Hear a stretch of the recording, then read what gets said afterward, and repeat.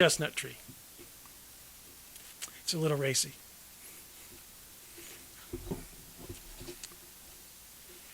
I can't say if I unlaced my shoes or he untied the knots and unrolled the socks to bare my feet, but I felt more naked than shoeless from that deliberate uncovering. Was it the summer wind that lifted my dress above my knees? Or his hands that peeled the cotton cloth away, his lips that limned the contours of my mouth and licked the beads of sweat away?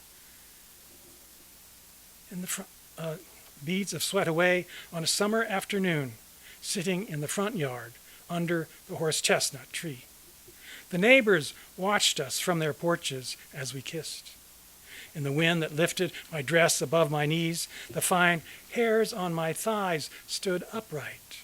In the breeze, his fingertips felt like cat's eye marbles, must have felt their stiffening under there as they rolled into the labyrinth, hidden there.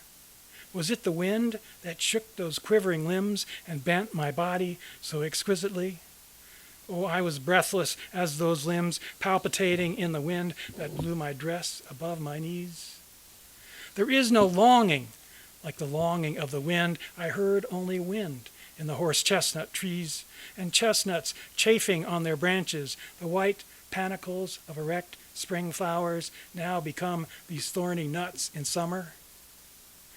How they will fall to earth in autumn, cracking open to open their chaste centers.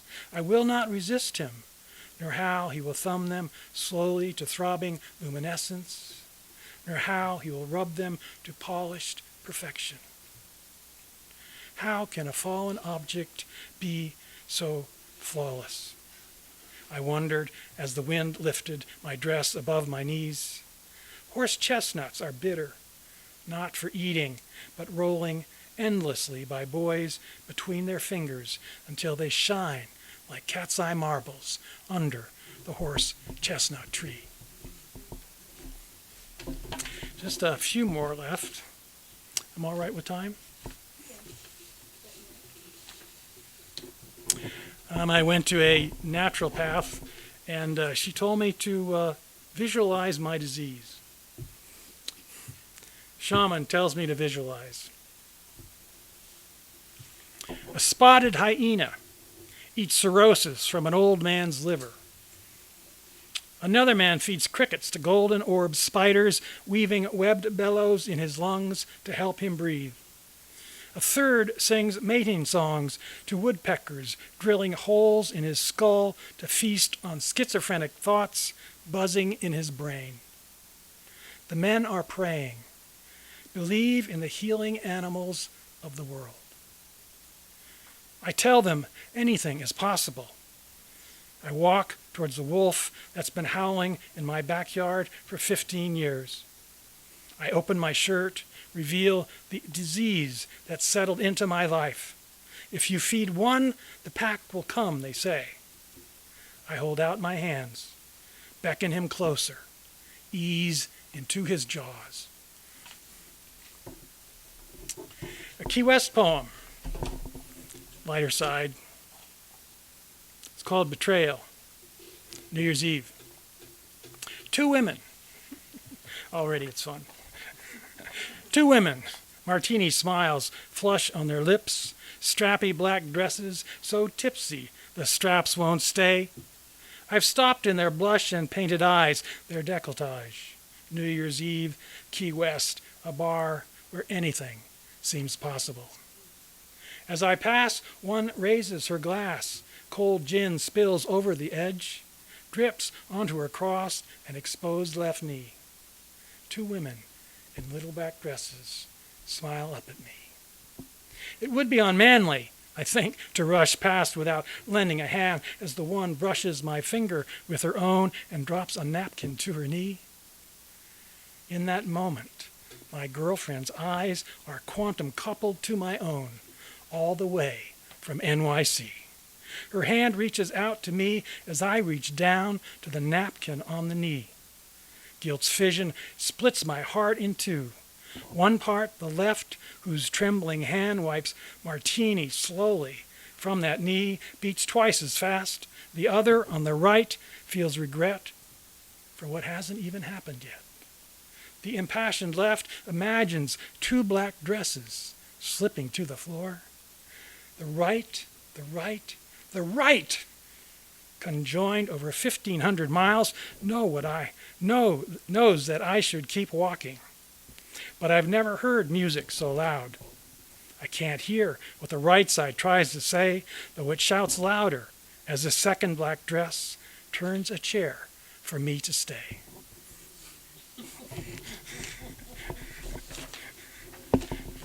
So I have just a couple more here.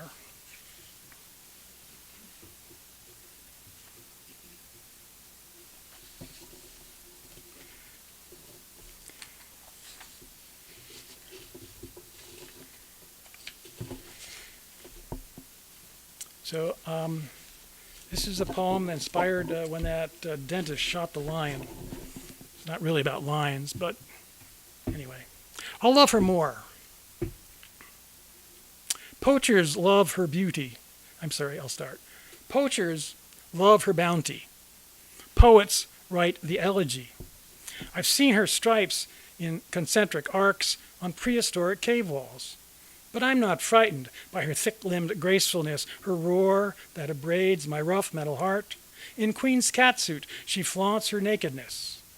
If I stroked her orange ears, if I caressed her paws, furred knuckles, soft as a girl's belly, would she extend her steel manicured claws to scratch my abdomen? Is there a female more feral, a woman more dangerous? Take my picture, she purrs and whips her tail. We'll live on cat time, write cat fairy tales. A hug, she says. I call it mauling, murder. She's willful, bad in more ways than 9. Even if I could stop the damage, purple ligatures across my throat, I wouldn't give her what she wants. I use deception and bulldozers, weapons of mass destruction. But I'm not responsible when she steps into the trap. I'll love her until her species goes extinct. I'll love her more when her species is extinct. And I'll finish with a poem sort of apropos to the topic, which none of those were. The Chinese symbol for poetry is a combination of the characters for word, and temple. Quite amazing, huh? Yeah, that's much better than my poem, but in any case. Poets. This is kind of like a series of haikus. I don't call them haikus, but they're sort of the same one-liner. Poets. Poets will steal your story, and you'll be grateful for it. Poets don't pick up their mail. They get too many rejections. Poets won't climb the mountain, but they'll tell you all about it. Poets love words that describe the sunset more than they love the sunset. Poets enter as explorers the twisting labyrinth of your lover's thighs. Poets, like serial killers, carry their victims' names to the grave. Poets don't use bullets. Their words are wrapped in full metal jackets. When a poet sings, it's time to get a rifle or leave the country. Poets look for meaning, while everyone else is looking out for dog shit on the sidewalk. Poets always drive with the top down, even in the rain. I lied. I'm a poet. What did you expect? I'm a poet. I only tell the truth. When I finish a poem, I feel like God. Thank you all. Yes. God, I feel like, Molly Bloom in Ulysses when she says yes, and then yes again, and yes, George, you are a poet. Wow. Thank you so much. Another hand. Let's go. How many journeys have we been on tonight with you? I feel like that whorl that you were talking about at the beginning, do you know what I mean? That I've been on this spiral journey with you many times over. Anyway, it's been a privilege to have you read. Thank you very, very much. So now we have wonderful refreshments, time for a little conversation with each other and the poets, and then we'll gather together in about 10 minutes, 10 to 15 minutes, and have Yvonne. Thank you. Thank you. Oops, I need something to ding. I need a glass. So hello, folks. Can we start getting back together?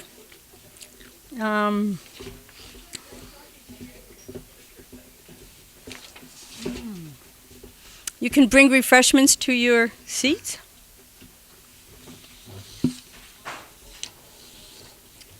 And take your donuts. Oh, yeah, I think.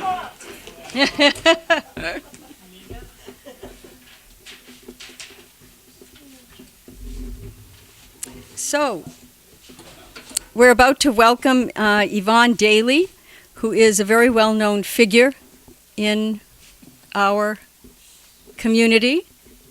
So, Arlen, is this on? Oh, okay, good.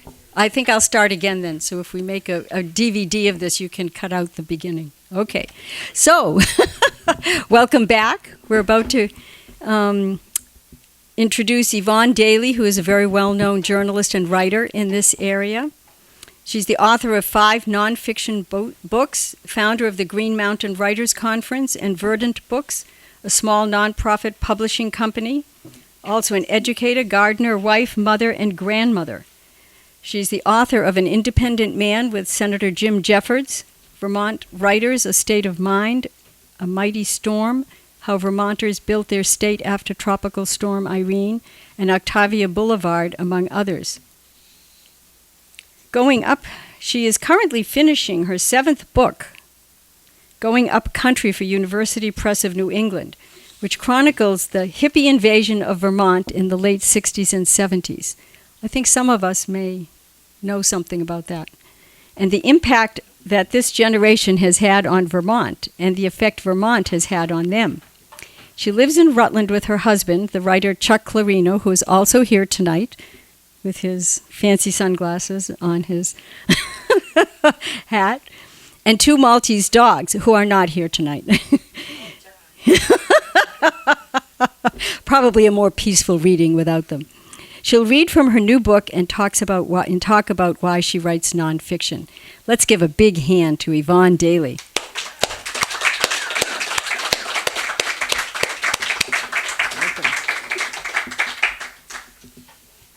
Thank you, Bea. Nonfiction. So, I always thought I'd write the great American novel, don't we all? But then I had to feed all those kids, right? So there was the job at the Rutland Herald, and it didn't take long for me to realize that was the job for me. Okay, you can't make this stuff up, right? And so it's great to read from a book in progress in Brandon, because I came to Brandon in 1967, a hippie. I call Brandon my hometown because this is actually where I grew up. Oh my God. Well, no, I was born in Boston, but I grew up here. I lived on Carver Street. And the reason I'm going to read what I'm reading tonight is because it is the only part of the book in which I'm in it. So this is a book, I've interviewed about 250 people. I've been all over the state. It's just been a fascinating journey. And I don't want to read a real long time because you might have things you want to tell me or ask questions about it, although I don't want the book to grow anymore because I'm having trouble stuffing, 50 pounds in a 20-pound bag, yeah. So this is from the prologue, and I hope it's not boring. And I'm only reading a small part of it. In wilderness is the preservation of the world. Henry David Thoreau. Despite the insulating qualities of the 1950s, death defined the generation that came of age in the 1960s and early 70s. Born at the end of World War II, I had missed the deprivation, rationing, and war casualties that defined my siblings' childhood. Until my teens, life was defined by Catholic school and church, an Irish-Italian neighborhood, the comfort of the middle class. Out there, somewhere, there were beatniks, un-American activities trials, racism, the Cold War, and sexual stereotypes, all of which I was blissfully unaware of. And then, seemingly overnight, the world changed. Mine was the generation that witnessed the assassination of our heroes from the safety of our living rooms, as the deaths were broadcasted again and again on the newest American marvel, the color TV. President John Fitzgerald Kennedy, Attorney General Robert Kennedy, and Dr. Martin Luther King Jr., the black preacher of nonviolence, gunned down before our very eyes. And then there was the war. Every morning we woke to news of more deaths, deaths of former classmates, of brothers and sisters, neighbors and strangers, dead in a foreign country fighting an ill-defined enemy, and the deaths and beatings of white college kids working for civil rights, and so many adults and children, black and white, some much younger than us, murdered in church basements, on back roads in the South, at Kent State University, in Oakland, California. And so, yes, death came to define us, and war defined us. Our fathers didn't speak much of their war, but it was always there. We grew up on military parades and trips to monuments to war, on TV shows where the settlers were the good guys and the American Indians the savages, on movies that celebrated valor and martyrdom, movies in which Americans were always victorious and the hero always came home. But the names on the plaques in our city halls and the memorials in the town park were all for fathers and brothers who didn't come home, dead, young, to make us safe. These were other generations' wars, not ours.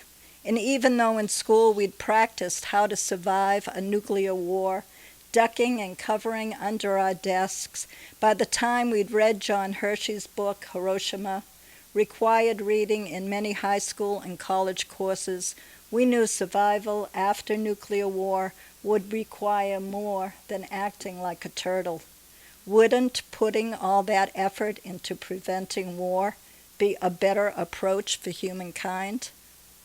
Thus, when it came to our generation's war, and our unprepared brothers and friends were being sent to battle in far-away jungles, it seemed impossible, a bad dream, disconnected from the safe and pampered lives we'd experienced growing up in the suburbs and cities.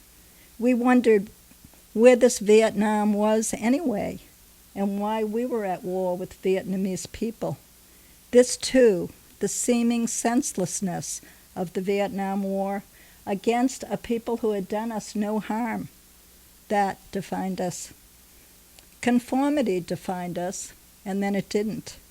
Our parents, older cousins, and siblings had seemed content with the upwardly mobile version of the perfect family. Mom in the kitchen baking after-school cookies in her all-electric kitchen. Dad at work in his own business, which some of us were expected to join, or in offices downtown, and factories where the dulling hammer of repetition was itself dulled by the promise of a decent paycheck. But as we delayed adulthood with college and travel, the idea of settling down to the 9 to 5 or the apron and wooden spoon began to feel like a version of hell. As the children born into a time of growth and plenty, we were defined by food, not just the abundance of it, but its convenience, its symbolism of all things modern, TV dinners and canned vegetables, sugar-coated cereal, soft drinks and Kool-Aid, casserole and box cake, white bread, yellow mustard, and of course, bologna. When we discovered real food, crunchy brown rice and whole wheat bread, spinach from the ground, not a can, it was a revelation. Vegetables were good. Bread didn't stick to the roof of your mouth. Bologna was creepy. Slogans and pejorative instruction had defined us too. Don't be a wimp, a queer, a fairy, a slut, a commie, an egghead. Big boys don't cry. Girls don't do that. Act like a lady. Be a man. Lucky strike. It's light up time. Rest assured. Be insured. They'll know you've arrived when you drive up in an Edsel. You can't have too much. Rejecting all that, we made our own slogans. Hell no, I won't go. Make love, not war. Everybody must get stoned. Most of all, we were defined by privilege. We had toys and bikes and dolls and clothes our parents never dreamed of having as children. We were perhaps the first generation to spend much of our childhood outside playing, not working. Free to roam neighborhoods, woods, and backstreet alleys, free from stranger danger. Although there was plenty of unspoken danger in those homes in which the cardinal rule was what happened at home stayed home. For most of us, it was white privilege that defined us, although we didn't know it. There in our segregated schools, neighborhoods, and suburbs. When the reality of black lives came to us, we tried to make a difference, but of course we did so from a place that we could always retreat back to, a privilege those we tried to help never had. And that, too, defined us. And so some of us said no. No to conformity, to suburbia and the straight life. No to haircuts and ties and button-down collars. No to permanence and rollers and bras.